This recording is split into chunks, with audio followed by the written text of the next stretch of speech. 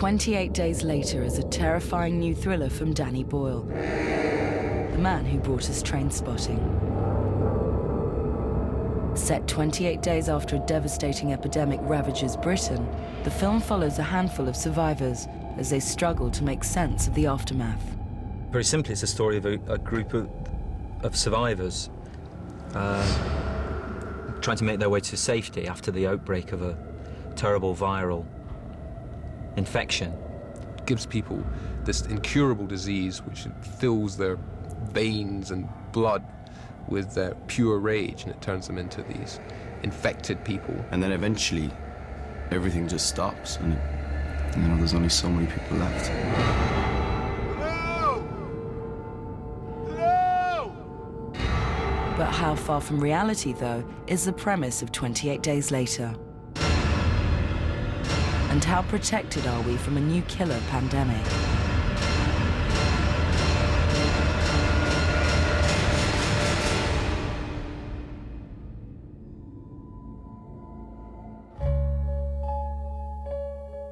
We evaluated overall trends in deaths due to infectious diseases. Looked at in this way, infectious diseases haven't gone away. They have increased as a cause of death in recent years after decades of decline. The threat to us at the moment from infectious diseases is probably as big as it's ever been and getting worse. The threat of infection to human mortality on a worldwide scale is still very great. We have to anticipate that there will be a major pandemic at some stage. There will be many deaths associated with that. I remember actually when I was at secondary school and my teacher was saying that, we shouldn't worry about global warming or any of these things. She said you should worry about viruses, and that, for some reason, has always stayed with me. There's something very interesting happened while we were filming. There were two German scientists who created a totally synthetic poliovirus, but they got all the material off the web. This is the new fear, isn't it?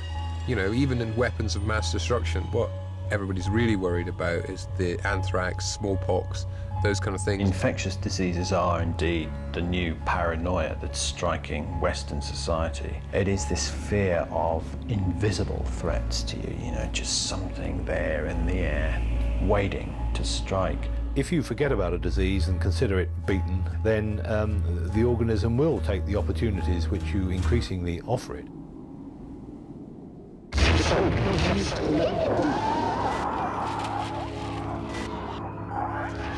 Nothing else has the power to bring a nation to its knees like the consequences of a killer epidemic. I expect new things to appear over the years, but you can't predict when and where. I don't think we're ever far from the next pandemic. Over the last 10 years, an alarmingly high number of national crises have been a direct consequence of infectious disease. But there's always been rumblings. I've always felt a little uneasy in the way things have been going. It's constantly testing what the world can take, In the case of foot and mouth, it resulted in the slaughter of over 5 million animals. That's more than the entire human population of Liverpool. We saw in the foot and mouth epidemic just how quickly things can spread. More than 127,000 farms were subjected to infected area restrictions. It put the greatest strain imaginable on the country's animal health services. Eventually, it resulted in the military being drafted in. So you heard our broadcast? Yeah, we did. We must be a disappointment. You were hoping for a full brigade, an army base with helicopters and a field hospital. We're just hoping for... The answer to infection. Yeah. The cost to the economy has been estimated at over £4.2 billion. From the recent outbreak of foot and mouth disease, I think we've actually learned some important lessons. We can't always prevent the outbreaks of infectious disease in the UK. Our aim is to pick them up quickly, provide the evidence on which containment measures can be taken, and build a protection system such as through vaccination. If an illness can spread so quickly and have such an effect on the nation's livestock, surely it's not just the animals that are at risk. We need to take very seriously the possible threat of diseases moving from animals to us. It's now been almost incontrovertibly established that the virus which causes HIV in us came from monkeys. One concern that is high in people's minds is the ability of some organisms to transfer from animals to people and cause serious disease. There are over 400 known pathogens that can already transmit from animals to people. In Malaysia, a few years ago, a big outbreak of what was called Nipah virus disease in pigs spread to human beings and caused over 100 deaths. We shouldn't assume that if a disease is in an animal, that it won't at some stage pose a threat to us. At the moment, foot and mouth can't infect humans, but there is a chance it might evolve. Like a family. Do you think they're infected? No. Look at variant CJD, you know, the human form of mad cow disease. Where was that 30 years ago? It didn't exist. There are concerns that new diseases do arise and will arise. That's the whole nature of evolution. Got some bad news. Increased mobility is one huge factor in that. Much more international travel than we've ever had before. The day before the TV and radio stopped broadcasting, there were reports of infection in Paris and New York. You didn't hear anything more after that. Infection knows no boundaries, no man-made boundaries between countries, so there has to be international collaboration in tracking the spread of infectious diseases. But in the very nature of evolution, new ones will evolve or change and be able to cause disease. We have to be ready to deal with them. What about the government? What are they doing? There's no government. Of course there's a government. There's always a government. They're in a bunker or a plane. The notion that we can put our faith in institutions and forget about them is what the danger is. We saw a little bit of that with the BSE thing, and you know, they couldn't cope. The notion that you can say, well, I have a gun there, so that means I'm safe, is a nonsense. The answer to infection is here. If it's a recording, for all we know, the soldiers who made it are dead. It's possible, yeah. And that stuff about the answer to infection, I mean, there is no answer to infection. It's already done pretty much all the damage it can. Maybe they have a cure. Maybe they've got nothing at all. Well, the only way to find out is to reach them. We could die trying, Frank. In the last year of the 20th century, communicable diseases accounted for an estimated 25% of deaths worldwide. When you look at tuberculosis worldwide and malaria and the other infectious diseases, gastroenteritis in the third world, these are major killers. Every day the human body is coming under attack from disease-causing microbes. Nobody is immune. We're living in a sea of bacteria, let there be no doubt about that. They're in our environment, they're on our skin. So the idea of a new killer epidemic infecting the country is not far-fetched at all. Yes, in the United States, we've seen the West Nile virus, which is a disease of birds spread between them by mosquitoes. But if those mosquitoes happen to bite people, they can transmit the virus to people who get an encephalitis. But it would be, I think, very unfortunate if people didn't sensibly think, if there is an outbreak that suddenly strikes the place, well, let's follow certain simple rules. Because if something like this were to happen, like scares or biological warfare, that's what you see happening. I see this panic, you know? And what you get in this film is the remnants of panic. I looked down and I was standing on all these people, like a carpet, people who had fallen, and somewhere in the crowd they were infected. It spread fast.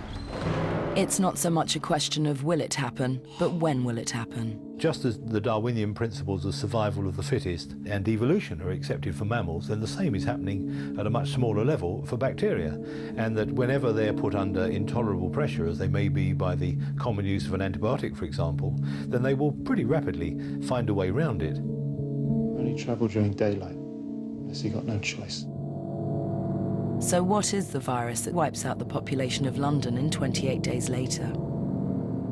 Scientists are experimenting and trying to find a cure for rage, kind of like a suppressant drug, like Valium for depression or whatever, very roughly. And it goes wrong. I know who you are. I know what you think you're doing. You don't want to get hurt.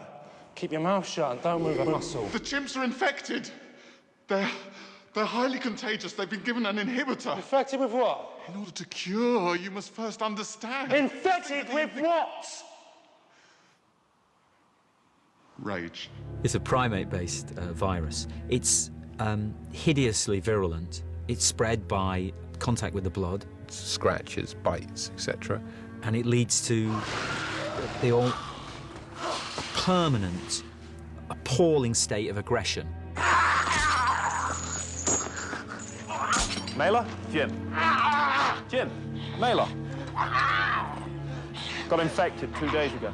Feel this incredible rage which blots out any other feeling at all, and rage manifests itself in just totally wanting to destroy another person, destroy buildings. It's just about complete destruction. Imagine yourself in your worst moment of road rage and multiply it by 1,000,000, and that's what these people are like.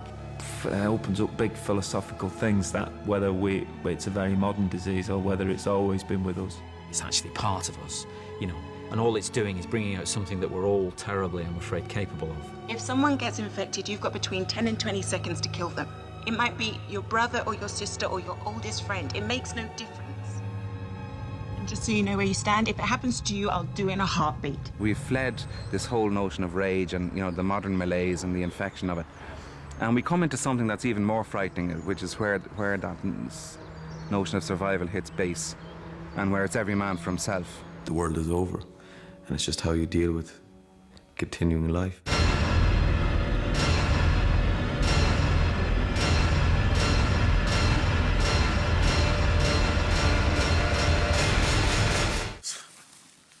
you know what I was thinking? You were thinking that you'll never hear another piece of original music ever again.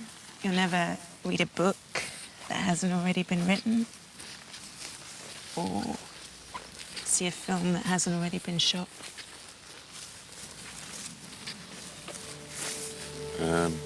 That's what you were thinking. In 28 Days Later, the filmmakers created a thoroughly gripping vision of a country crippled by a new disease. For me, when you read a screenplay that's a good screenplay, you see the film, and that's the way Alex writes. If you've read The Beach, whatever you think of the story, I think you visualize it, and you want to know what happens next. What attracted me most about the script was the intelligence of it and the issues that it was trying to investigate and the comment it was making on society in general. If you look at the whole life of the planet, man has only been around for a few blinks of an eye. So if the infection wipes us all out, that is a return to normality. I thought the script was terrifying. I thought it was a real page-turner. When I find myself saying the lines in my head, I usually figure I wouldn't be miscasting it. I was reading it thinking, this is my kind of film. And so it's like I'd go to watch it in the cinemas, and so. That's what I said to him. I said, I like this, Danny, it's terrifying. Good, good.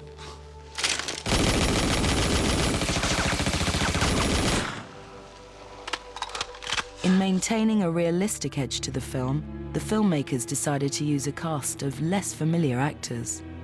Jim is like the everyman, do you know what I mean? He's just the guy off the street, he's the bike courier. He wakes up out of a coma in a hospital, and the hospital is just completely abandoned, and he walks out onto Westminster Bridge, and London is just desolate, and there's signs of that something unusual has gone down. Selena is one of the people who's survived the rage virus that's been set loose. She's had to shut down emotionally in order to survive, so she's quite cold. You should be more concerned about whether they're going to slow you down. Right, because if they slowed you down... I'd leave them behind. In a heartbeat? Yeah. I wouldn't. Then you're going to wind up getting yourself killed. I have this wonderful relationship with my daughter, and we're hiding out in a survival mode in a high-rise flat. He was just a very beautifully written character. We have a spare room. In there. Are you and Selena? Oh, no. No, I'll take the living room. It's fine. Right. I play a character called Major Henry West, who's a senior officer in the British Army. He and his 8 soldiers are uninfected. But basically what he's done is he's taken over a stately pile, a mansion, and he's made it impregnable. High perimeter wall, which helps. And we've been lacing the ground with tripwires and landmines. You wouldn't want to mow the lawn, but if they get in, we hear them. She doesn't trust the army saying that they have the answer to infection, and she knows that there actually is no answer to infection. He represents the head and Jim represents the heart, and ultimately there's a conflict between the two. I want to give you a chance. You can be with us. To create a more urban feel to the images, the filmmakers chose digital video over film. I think it's beautiful for urban work. It has a grittiness about it that's magnificent for your city movie, really. Hey. What's that? Let's go. This is the way we record our lives. We are surrounded in this city by cameras. They're everywhere, and they're all these DV cameras, all types of them, and they're recording our every motion all the time. It definitely suits the story, suits the British story, particularly that sort of slightly rough edge. I think when you want something like this to feel really real, you know, it's an appropriate medium to use. Hello?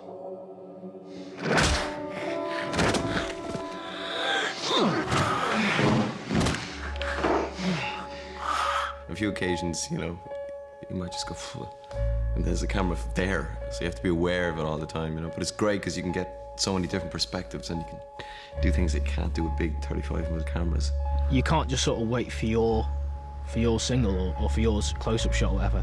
You're always mindful there's at least 2 cameras on the go. Which you've got to be aware of as an actor, because you can sometimes think it's a wide and there's one stuck in there that is covering you very close.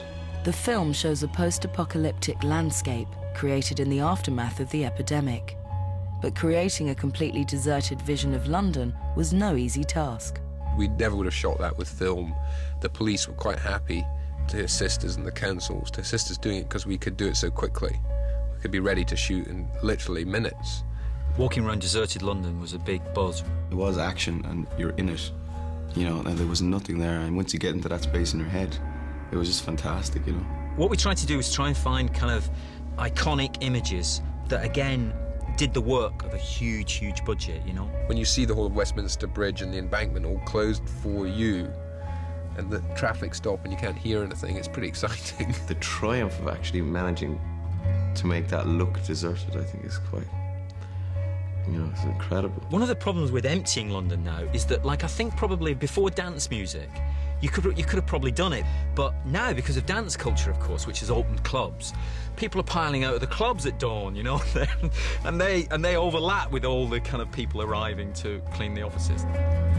The filming also required an entire section of the M1 to be closed. I think they only gave us, was it 2 or 3 goes at it? So you don't have very much time, and so you're just under a great deal of pressure to kind of get this right. There was like windows where you have, like, I don't know, 3 or 4 minutes to get the shot where the traffic's held down the road. So it was brilliant, but it was a weird experience again to see a motorway of that size just empty. That was unbelievable. I thought that was quite chilling, actually, that set with the motorway blocked off and a big sign for Manchester and desolation. Must be Manchester.